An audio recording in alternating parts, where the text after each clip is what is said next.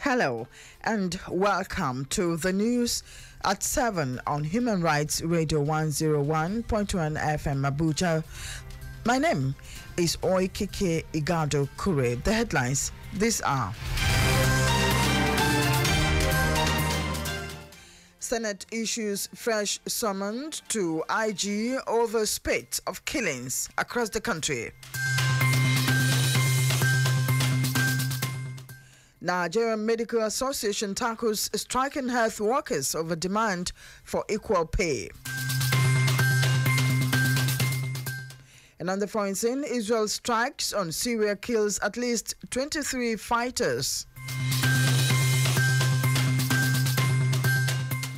And in sports, Wenger urges successor to respect Arsenal values.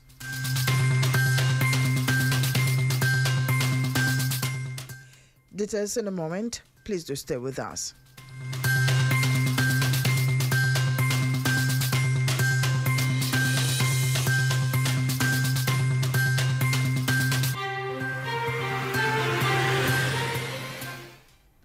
And now the news in full.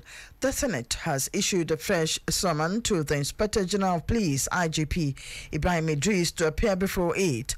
This time, the IGP is expected to explain what the police is doing over the spates of killings in different parts of the country. The Senate made this known in a statement by the Chairman, Senate Committee on Media and Public Affairs, Senator Sabi Abdullahi, on Thursday. According to the statement, the matter that informed the invitation is a ceaseless spate of killings across the country and not matters concerning the arrest of Senator Melai. It said the IGP, by trying to reduce the reason for his invitation by the Senate to the arrest of Senator Dino Melai, is simply holding onto a straw. He said the issue of Melai's arrest has been overtaken by events as the courts are already handling the related cases. The Nigerian police has been advised to take the ongoing recruitment of personnel very seriously and ensure that only those who are qualified and are ready to serve are engaged. This follows the commencement of the recruitment exercise across the country into the Nigerian police force.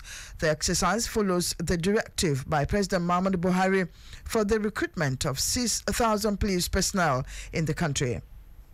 Looking at the situation of security in Nigeria and a lot of social challenges, the government should ensure that all those that will be recruited undergo various tests, mental, social, and it shouldn't be the normal business of people trying to get daily bread. The police job is a special something. When you get your police right, your security is right, there will be social justice, there will be equality, and there will be fairness in the society. So those that are in charge of the recruitment, our Police Service Commission, the police headquarters, and other stakeholders should come together and ensure that this exercise gives us the best people that can really do the job.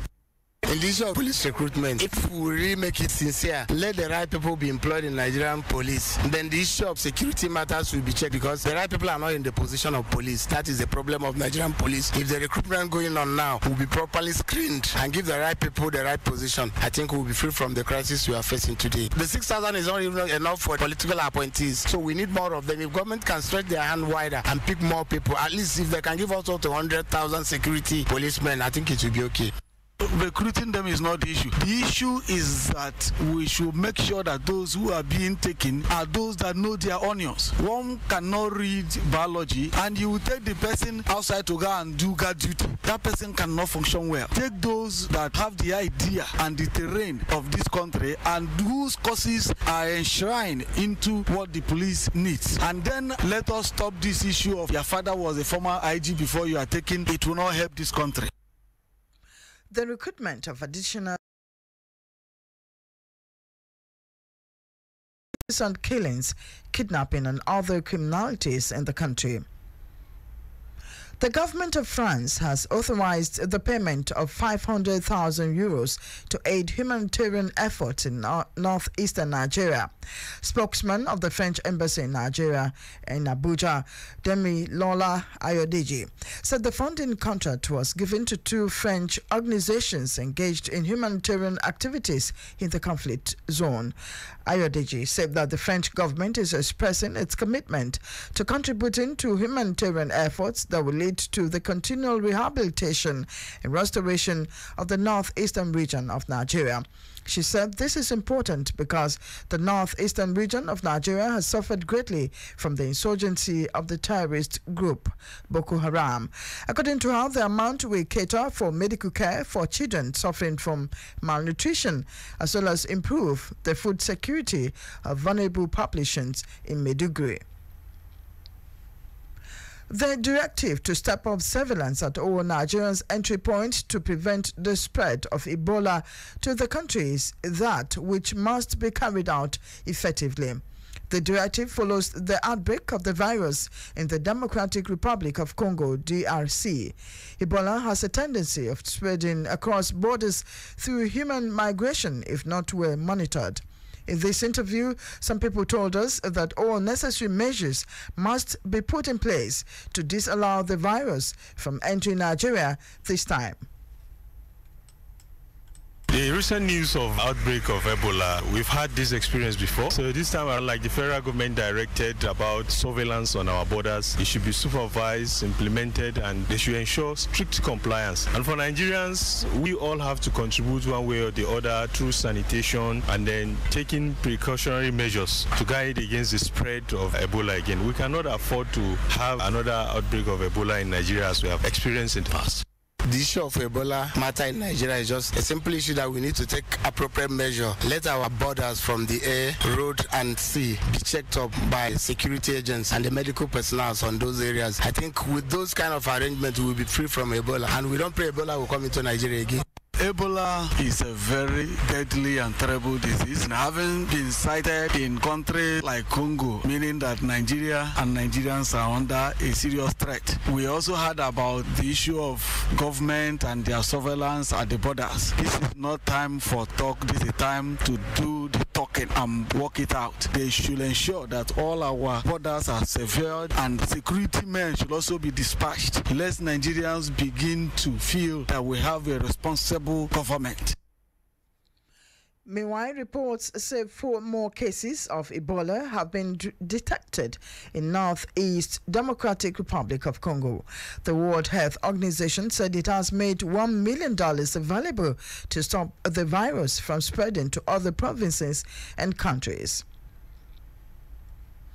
The Nigerian Medical Association, NMA, has threatened to down tools the federal government bowed to pressures by the Joint Health Workers Union, JOHESU, to approve their request for equal salary structure with medical doctors. NMA had observed that JOHESU's demand was contrary to collective agreement it reached with federal government in 2014 and vowed to oppose any adjustment in salary scale that would result in pay parity with other healthcare professionals. The association described JOHESU's demand for appointment of other health workers as consultant with payment of specialist allowance as self-centered. It advised the federal government to implement the recommendations of the Yayale Ahmed Committee on Professional Harmony in the health sector, with a strong conviction that it would herald lasting peace in that sector. Reports said defecating in open fields, bushes and bodies of water is widely practiced in Nigeria. The country is said to be one huge field where people defecate without shame and without taking into consideration the impact of their actions on the health of others. According to the joint UNICEF and the World Health Organization report published on the issue, the absence of toilets remains one of the leading causes of illness and death amongst children. The Nigerian government, however, announced recently that it has proposed 30 billion naira to tackle the problem of open defecation in the country. The greater part of our society now do not have access to toilets, and government should ensure that in public places there could be toilets, and then individuals should also ensure that they reduce this habit. Then, considering the rainy season now and poor sanitation, this will contaminate our water and lead to outbreak of diseases that at the end of the day we may have to spend a lot, and considering the social cost. So I think my advice is for people to increase and improve their sanitation and ensure that they do their best to avoid the negative aspect of this behavior. Open defecation is something that has been worrying us everywhere. In every area you find yourself, now that it rains, if you pass through now, you hear different type of odor. I think if government will put appropriate measure on that as well, I think it will be a better environment for Nigeria. Open defecation, it's really a personal and public health issue, but that is not a problem that the federal government can fix. It's a problem that will be best tackled by the states and the local governments, and that's why we need to strengthen those structures, those subnational level structures. They are very important. So I think we need to restructure the environmental governance model so that we can empower the subnational government and the local government to be able to deal with issues such as this. Those that are behind the implementation of the policy, they should ensure strict monitoring and compliance and ensure the money is effectively utilized to ensure that we have safe environment and we'll be able to secure our health. Mukhtar Ibrahim of Abuja Environmental Protection Board also spoke to us on the effects of open defecation. I commend the federal government for releasing this money to the Ministry of Water Resources to solve this problem of open defecation, which has become a sort of shame even to the country because it has battered the country's image, because Nigeria is ranked amongst one of those countries where this issue of open defecation is on the rise. This money that has been allocated should be used for what it was allocated for in terms of provision of toilets, in making sure that every building has a functional toilet, and also providing public toilets in strategic places, even along the highways. After a distance of some kilometers, there should be public convenience where people can ease themselves instead of keeping this habit of just defecating in the open. It will also help to reduce breakout epidemics like even cholera, diarrhea, and what have you. And also, I expect that they will collaborate with all the necessary agencies to ensure that it is utilized properly. Essentially, it also needs a lot of public awareness campaigns. So some of this money should be used to raise people's consciousness of the need to desist from open defecation and embrace civilized behavior of using the toilets. The Kogi State High Court, sitting in Lokoja, has adjourned ruling on an application for bail brought by Senator Dino Melaye Kogi West to next week, Wednesday. Justice Nasil Ajana on Thursday, after listening to arguments by Malaye's counsel Mike Zokome and the government's lead prosecutor Alex Izigian, fixed ruling on the bail application for May 18. The two applications before the court from the two counsels were consolidated. Moving the application for bail, Zokome described the motion for variation by the prosecution as uncalled for, arguing that the judge could not reverse himself on the matter. He noted that the prosecution failed to appeal the ruling of the court that Melaye be taken back to the National Hospital, Abuja. We'll now take a short break. We'll be right back. Please do stay with us.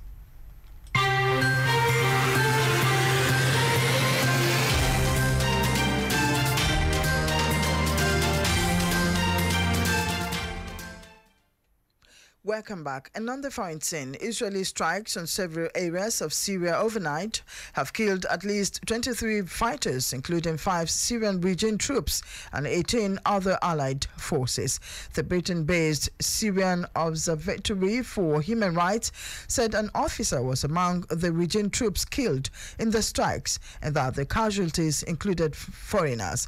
Israel's army said it hit dozens of Iranian military targets in Syria. The Russian Defense Ministry, whose country has forces in Syria supporting the regime, said 28 Israeli warplanes took place in the raids and around 70 missiles were fired. Areas near Damascus and in the southwest of Syria were among the targets. Israel said it targeted Syrian positions after rocket fire towards its forces in the Israeli-occupied Golan Heights that it blamed on Iran. In sports, Arsene Wenger has used his farewell news conference as Arsenal manager on Thursday to urge his successor to respect the values of the club. The Frenchman departs after a final game at Huddersfield Town on Sunday after his 22nd years in charge. Speculation is intensifying over who his successor will be, with former Arsenal captains Mikel Arteta and Patrick Vieira among leading contenders. In spite of his many achievements, Wenger will depart on a low, with Arsenal losing a 7th consecutive away game on Wednesday at Leicester City, which was their worst run in more than half a century.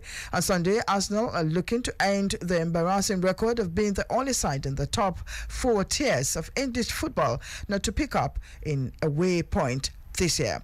Wenger, however, still believes the club is in good shape for his successor. And that's the news, but we'd like to remind you, and we'll take a short break. We'll be right back.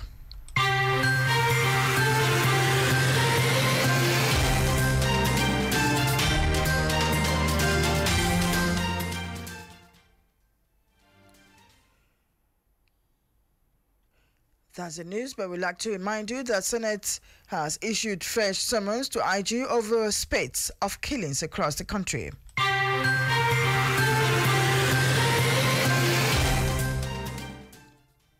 Nigerian Medical Association tackles striking health workers over demand for equal pay.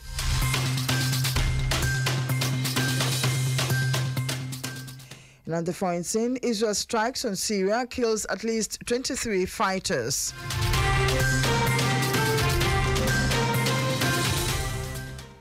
In sports, Wenger urges successor to respect Arsenal values.